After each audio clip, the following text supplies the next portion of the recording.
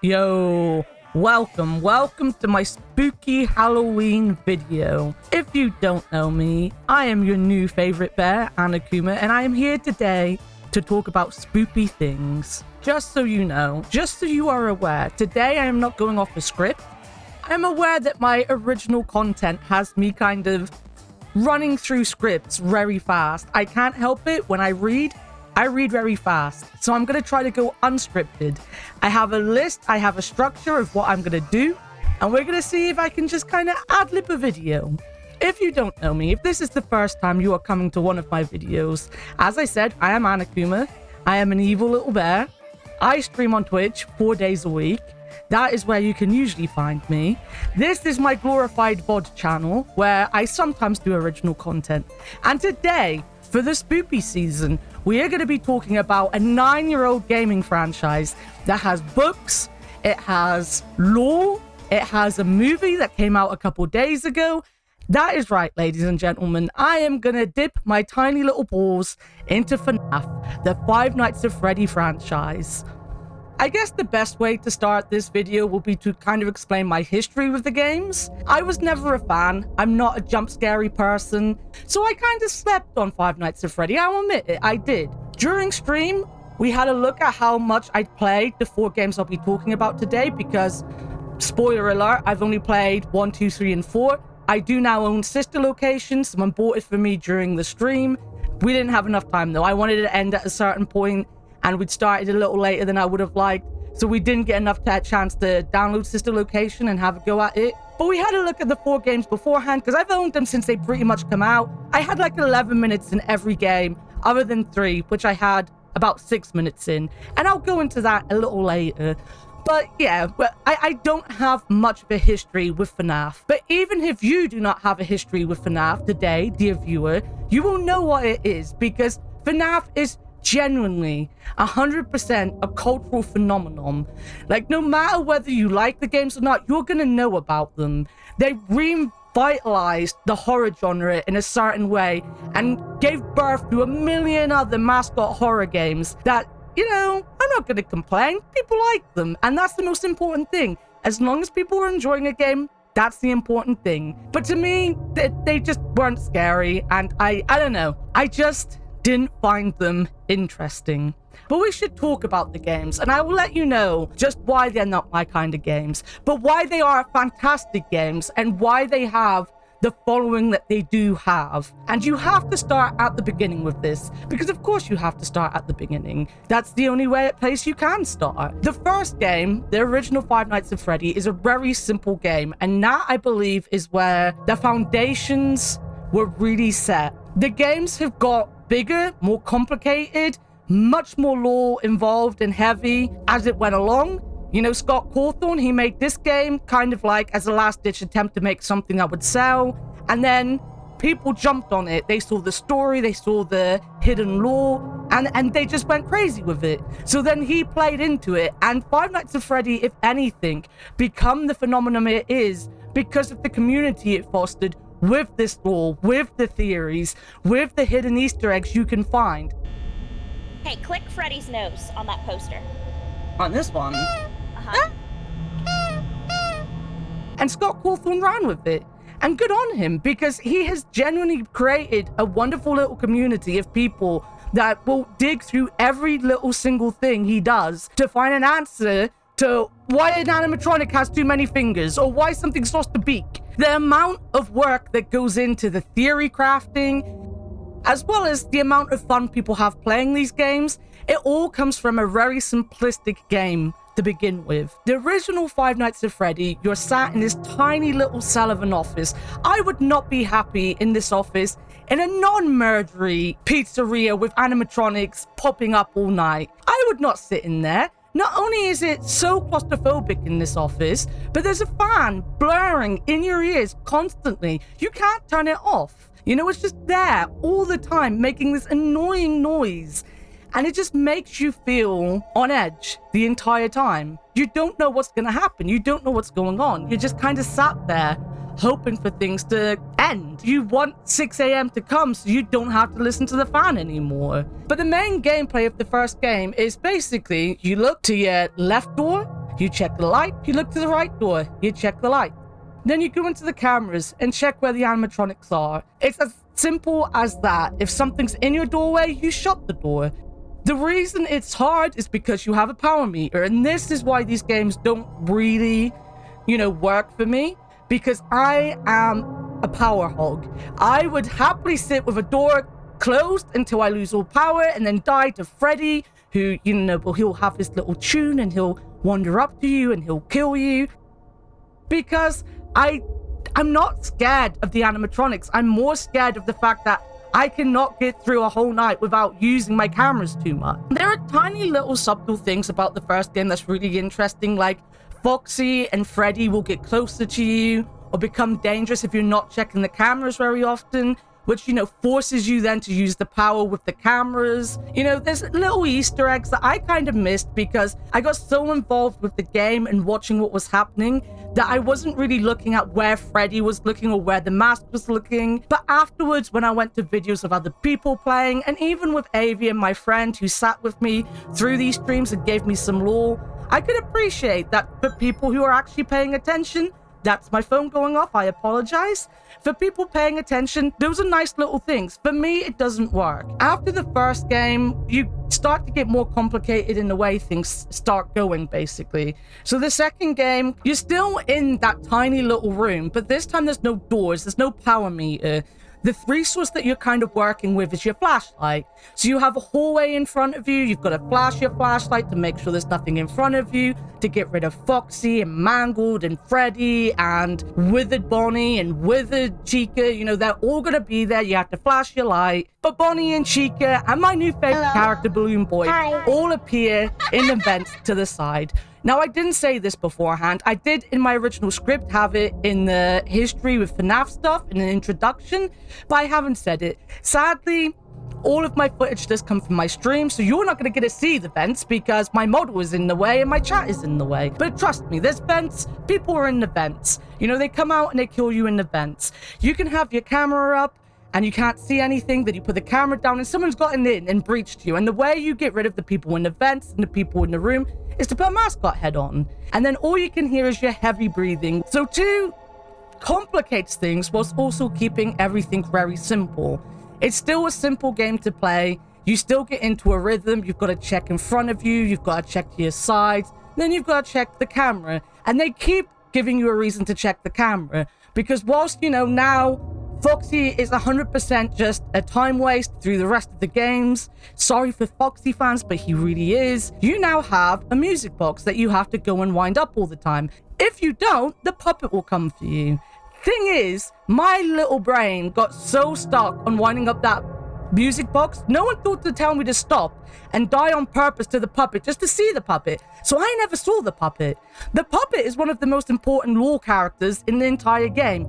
I never met the puppet because my brain would rather die to Chica and Bonnie and Freddy and Foxy than not wind that box up. They gave me one tiny little mini event to do, and that was it. That was my whole life. I died so many times going to wind the music box up and then coming back to have Bonnie just sat in front of me smiling.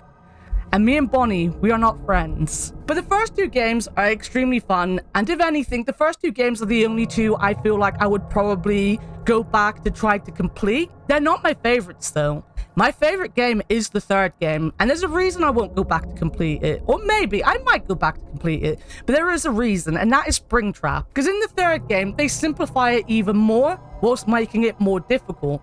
This time, you've only got one animatronic trying to kill you, and he's not even really an animatronic. This time, it is actually the murderer, Springtrap, that is after you. He will be seen hiding on various cameras throughout, and the only way to keep him away from you is to play audio tracks to move him from room to room. Thing is, he is so difficult to see, and if you let him in a room where there is a vent, he will get you. He will get you. You need to find a room on the map that is safe to keep him in. The problem is, your camera, your audio, and your ventilation will all die, and you have to swing from the right of the screen, out of the cameras, all the way to the left to reboot them. And in that time, he can be anywhere. And as he is difficult to find on the cameras, then you could be dead within seconds anyway. And this is one of the reasons I think I only had 6 minutes in the game to begin with. When I first played it, even on stream when I first played it, just the awkward clunkiness of having the cameras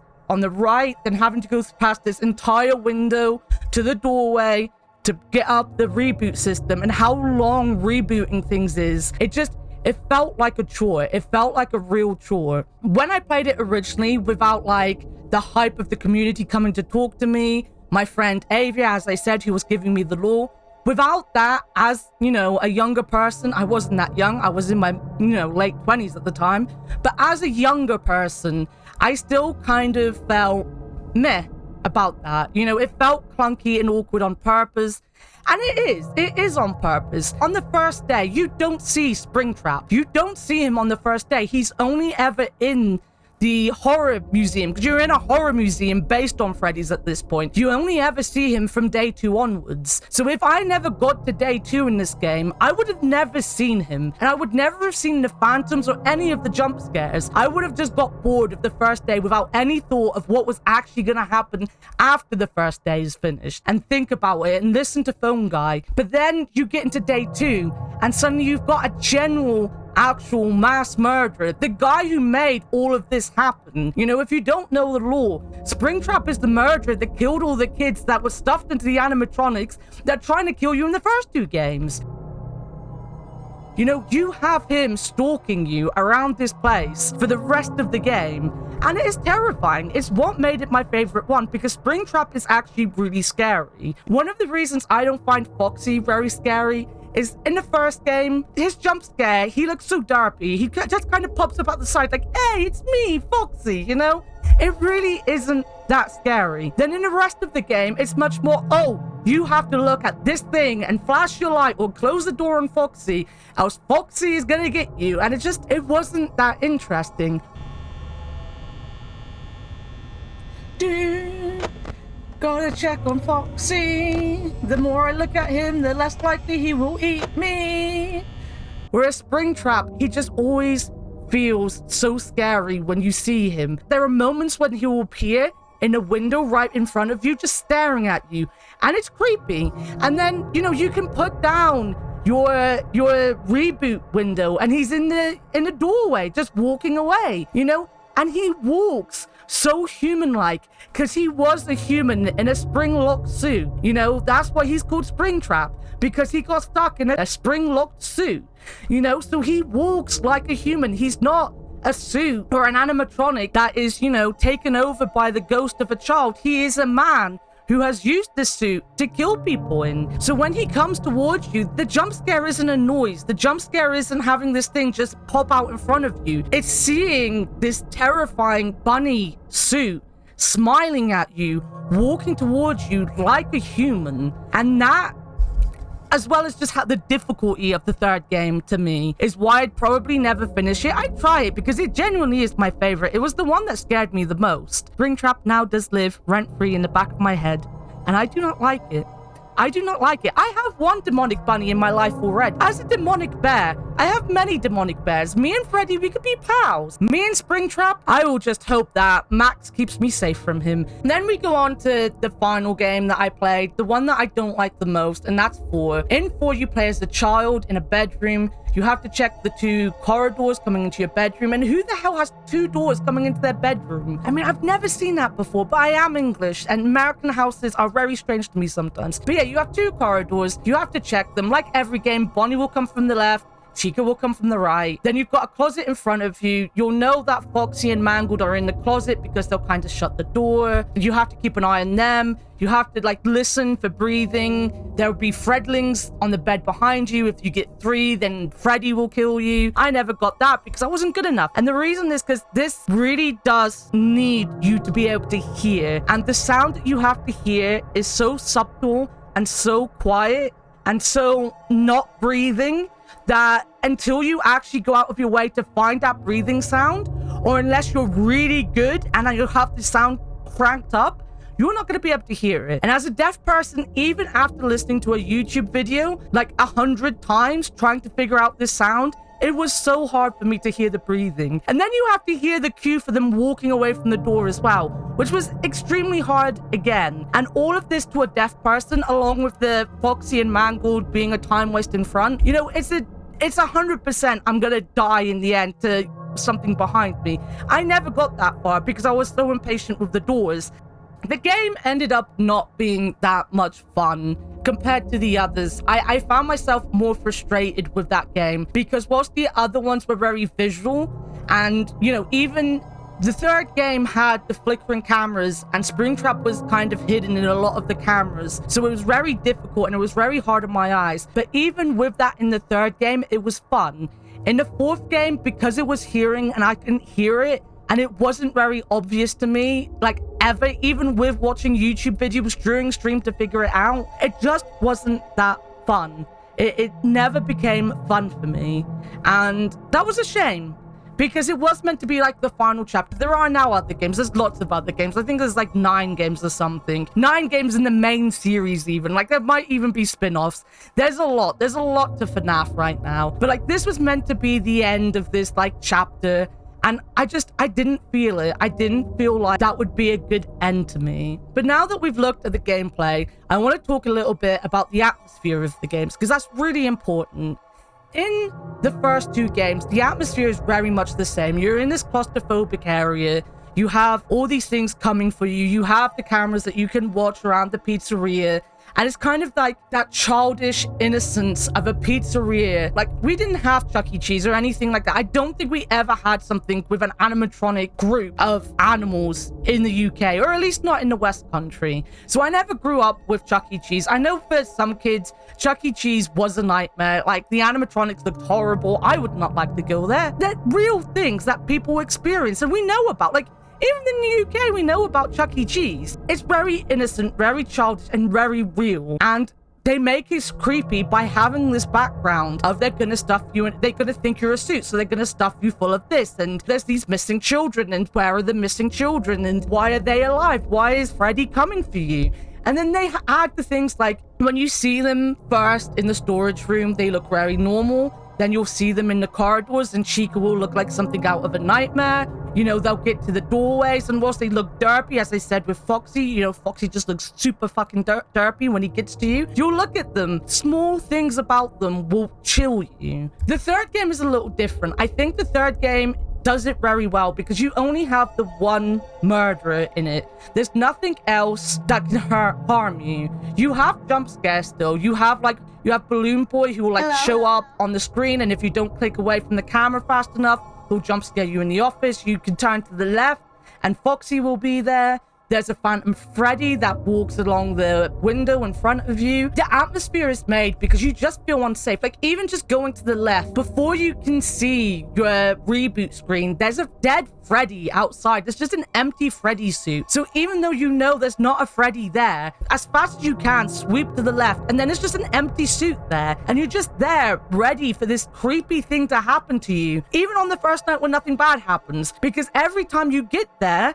there's the reminder that, you know, the first 2 games you were being murdered by a giant bloody bear and his band of happy friends. And it does it very well of making you scared before the game's actually scaring you, which is my favorite kind of horror, guys. And that's what 3 does very well, and it's why 3 is my favorite. I didn't get much of a horror vibe with 4, but I can get what they're going for. Like, you're a kid. Every kid at some stage is scared of what's under their bed. He's terrified of these monsters that are coming to get them. Again, you know the lore. You know what's going on. You know why they're trying to kill him. You don't quite know why they're trying to kill him, though, because before this, they're not going after children. Then you look at the lore and you look at all the little hints and Easter eggs, of which I don't think I got any because I didn't play the game too long to do these things. And just the story of it, it's very, very sad. Like, the whole thing is very sad. And I didn't even mention in the gameplay part that in some of these games, they have Atari-inspired gameplay moments. And 4 very much heavily tells the story through these Atari moments of this boy who's scared, who's being scared by his brother, who's friends with these toys of the Five Nights at Freddy cast. So having him being haunted by them, imagine your only friends are your cuddly toys of Freddy and his friends. And then every night they come to kill you. It's terrifying. And that is where I will give Five Nights at Freddy its biggest credit, is it does build an atmosphere. And whether or not you're scared of jump scares, whether or not you like mascot horror, whether or not you like this kind of thing, Five Nights at Freddy's, Scott Cawthon does this so well. Even if you can't appreciate the jump scares, you have to appreciate the way he sets them up. The way he sets up the pizzerias, the cameras that are flickering constantly so you're not sure what you see, even just the sound, and having Freddy doing his dum dum dum dum dum dum dum dum in the cameras, and just little things like the fourth game, why it's so good. It isn't quiet, but it is quiet. It's not an absence of sound in 4. It's the fact that every noise you hear is so mundane in a bedroom. So you hear clocks, you hear house sounds, and it makes you uncomfortable because you know what it's like to be in a house at midnight. You know what that's like because you do it hopefully every night. It's very good at building that atmosphere, which is why I guess for people who do like jump scares, it is very terrifying for them. All of the games have their own kind of difficulty. As I said, the first game, very much about power. You have to be able to live through all these hours of game with X amount of power. That's the difficulty of the first game. The second game, I feel it just overwhelms you with animatronics. Like, there's so much going on. Like, at one point, you can have like 3 or 4 things in your front, and then you have Balloon Boy helloing you from the duck, and then you then have to look at another duck. You have a mascot head on. Then you've got the beeping that the music box is about to stop, and you need to go to the music box. Like, there's so much about the second game that the difficulty becomes more or less about managing something like your flashlight and more about just managing how much is coming at you at any given time. The third game I find very difficult for a completely different reason. As I said, if you don't get Springtrap away from a room with a vent that's like directly towards you, you're dead. It's so easy to die in the third game because he just moves so fast. Like, you don't have that long waiting period like you do in the other game because you've only got one threat. There's no point making him sit there for 5 minutes in one place because then the night's gonna end. Very often, I would sit there in the room and I'd be like, fine, I've got him. He's here. I've got him trapped. Then my audio would go down. So I'd have to swing around, sort out my audio. I'd go back to the camera and I had no idea where he was anymore. So I couldn't trap him back in a safe room. And then before I knew it, there was hissing sound. He was in a vent. And I didn't see him in any of the vents, so he's obviously about to kill me. Like, it's just one of those things. The fourth game is very difficult for me. I don't know if it is an extremely difficult game or if it's just because of my hearing problems. I would like to give it a go off stream where I can like ramp up the sound to 100 and just ramp it up so that I could possibly hear the breathing more. I genuinely feel, again, it's gonna have that second game feel. You're gonna be overwhelmed very easily in the fourth game because you have to keep the closet doors shut on Mangled and Foxy, and they take so long to stop that you're just wasting your time. That's gonna end up with a Fredling appearing behind you because they appear so fast as well. So this is a good time to go into the novels. So a quick aside to the novels, I brought the trilogy. I've read them. Well, as of making this recording, I have read through Silver Eyes, The Twisted Ones, and I'm currently going through the final one, The Fourth Closet. I love the first 2 books. The first 2 books are amazing. They tell a very good story. The characters are poor. They're not really fleshed out characters. I made the comparison to Avia at one point that Charlie is very much the Harry Potter of the series, and then she's got her own Ron and Hermione and Jessica and John. And that is how you want to see it. Just they're not as well written as Harry Potter. And I have a lot to say about whether Harry Potter is well written or not. But they're not well written books. They're very much what they are, but they do write horror very well. The third book I am struggling with. I'm not enjoying the third book as much. I don't like how they've changed a bunch of stuff in the third book. I get where the lore is going, I get where the story's going, but I'm not a big fan of the third book.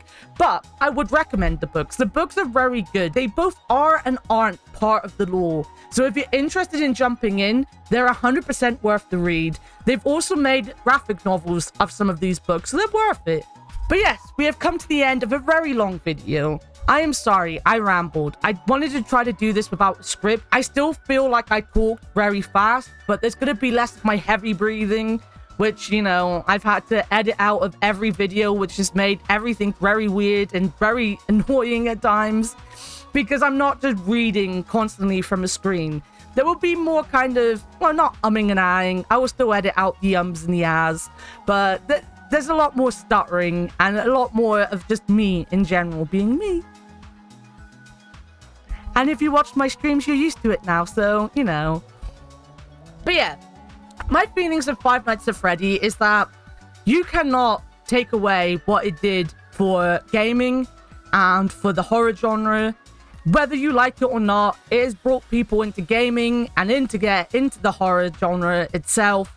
So I'm not going to complain. I quite enjoyed the games. I enjoyed learning about it. The community is wonderful. The people that came and gave me tips, you know, gave me lore snippets, that sat there and watched me whine constantly about everything like I do. You know, they were really sweet. They were really nice. And I think that speaks volumes about Scott and his games. And what, like, as I said, I'm an outsider because I don't like jump scares. So I don't appreciate Five Nights at Freddy the same way other people do. But when I jumped into the lore and saw how passionate people are about it and saw, like, the theories and just how far Scott's gone to work with content creators and with the community, you realize the passion behind these games. And they stop just being these stupid games about animatronics trying to kill you, and they become much more, and that I really enjoy. But that is my last say on the games for now. I might do Sister Location at another time. If you want to see the VODs in full, they have been coming out cut up into games for the last couple of days leading up to Halloween. I've done a lot of Halloween games this year. I finally finished Detention, which is one of the only games that ever scared me. I've played through Frambo for the second time on stream, like the 100th time in my life, and I finally got the 100% on it, so I have 100%ed Frambo. I also did Little Misfortune. I do my fair share of spooky games on stream, but I am a variety streamer, and if you do want to support me, I stream 4 days a week over at twitch.tv/worker89. I stream from 1 p.m. BST, GMT, depending on the turning of the season, on a Monday, Wednesday, Saturday, and Sunday. I do start a little earlier some days to do some art, but we do a variety of games, mainly point-and-click games. There's a lot. I say we're doing point-and-click games. I have a lot going on in the next 2 months, including Detroit Become Human, Ace Attorney Investigations. We're doing some AI Somnium 2. We're going to be doing Shenmue in December. I've got various different games in my redeems list, including King's Quest 6. I've got DMC 3. There's so many games that we are currently in the middle of doing. So if you like what you see or you're interested to find out more, please follow me on Twitch. I apologize that I still don't get much original content out. I am kind of starting to work towards doing that more. I have another video I want to get out at least in November. I won't say any more, but hopefully in November there will be another video out. There's also a lot of other things going on behind the scenes, and I am working to make sure that I record content cleanly so you don't have to look at my chat box and my model. And now I have an overlay because I realized during Five Nights at Freddy I lost so much of the screen due to my chat and my model that I needed an overlay, so I've got one now. I have a nice new overlay. Look at this overlay. Isn't it beautiful? I work very hard in this. I know it's crap. I'm sorry. I am very bad at art. I apologize. But yeah, please feel free to come and follow us. We're a wonderful community. I have a wonderful group of, you know, supporters, a mod team that are really wonderful. I have so many really cool streamers that come to say hi. You know, if you like what you see, please feel free to come and join us because we are fun. Maybe. Maybe. But that is it for today. I hope this works because if I have to record this video again, I am going to cry because I've already recorded it twice. And then I decided to go for this form. And it already seems like it's going to be too long. So hopefully this is going to be fine. But thank you everyone for coming to say hello. Thank you for watching. Thank you, you know, for the support over the years. I will see you soon. Have a wonderful Halloween. And please, please, please keep away from animatronic bears that want to eat your frontal lobe. Just stick with the ones that want to throw you into despair. We're the happy ones. We're the ones that will teach you the happiness. Thank you. Bye-bye.